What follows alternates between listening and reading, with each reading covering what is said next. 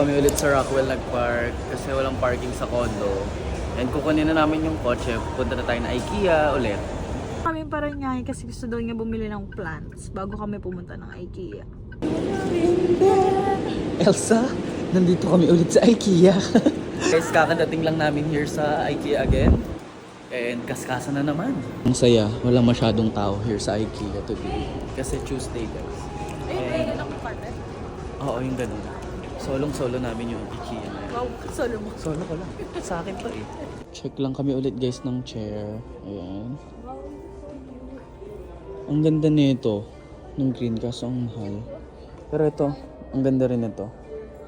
Ito, pag-iisipan namin kung kukunin namin. Pero mag-iikot pa kami. Guys, is itong center table. Center table namin guys, papalitan namin. Yeah. Kasi ito yung sa amin before. Ito siya. And